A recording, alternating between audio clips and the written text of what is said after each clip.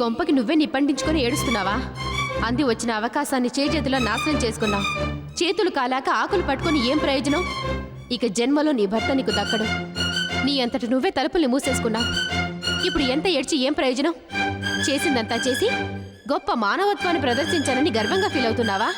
You are a big fool, a big pool.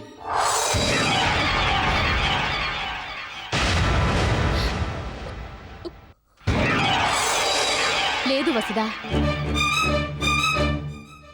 నువ్వే తప్పు చేయలేదు.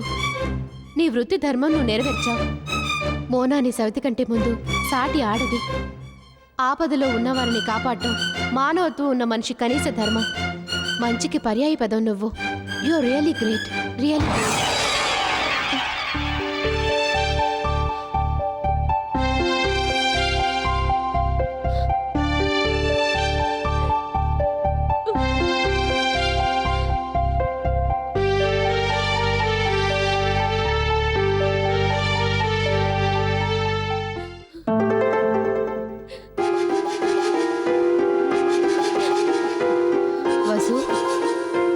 ఏం జరిగింది?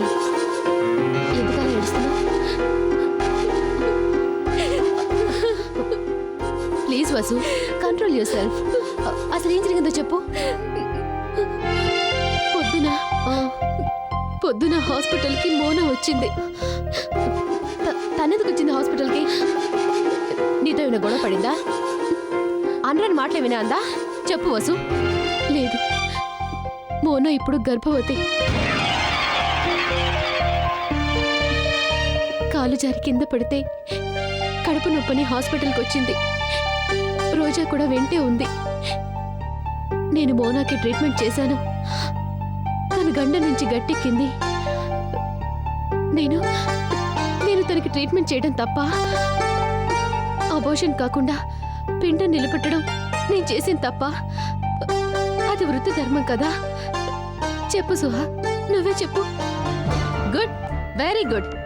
నువ్వు చెప్పింది వింటే పురాణాలు గుర్తుకొస్తున్నాయి. పురాణాల్లోని స్త్రీలు గుర్తొస్తున్నారు. సతీ అనసూయ, సతీ సుమతి, సతీ సావిత్రి, ఇప్పుడు వరుసలో సతీ వసుధ. సుహాసిని, లేకపోతే ఏంటే? నువ్వు చేసిన పనేమైనా బాగుందా?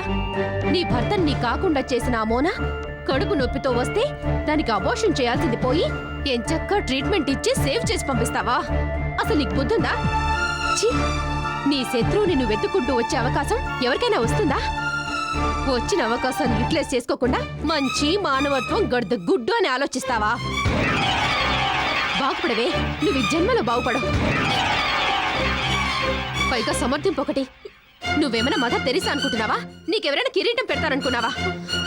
నిజంగా నీ అంత బిగ్ ఫూల్ ఎవరు ఉండరు. నీ స్థానంలో నేనే గనుక ఉంటుంటే ఈ పార్టీగా మోనా శవయాత్ర జరిగేది. పిండాన్నే కాదు, దాని ప్రాణాన్ని కూడా తీసి పారేసుండేదాన్ని. ఛా, ఎంత పని చేశావు వాసు.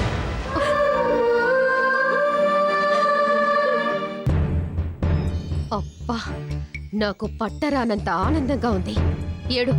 ఏడవే. నువ్వెంత ఏడిస్తే నాకంత ఆనందం. కుదిరింది, నీ తిక్క బాగా కుదిరింది. ఆ సారథి గాడికి నువ్వు దగ్గరయ్యే ఛాన్సే లేదు. నీ గతి అధోగతే. అశోకవనంలో సీత స్థితి నీది. కుళ్ళి ఏడు. సర్లే, జరిగిందేదో జరిగిపోయింది. బాధపడి ప్రయోజనం ఏముంటుంది? ఏడిస్తే వెళ్ళిపోయిన కాలం తిరిగొస్తుందా? మోనా మరో అవకాశం ఇస్తుందా? ఊరుకో ప్లీజ్ వసు, ఊరుకో.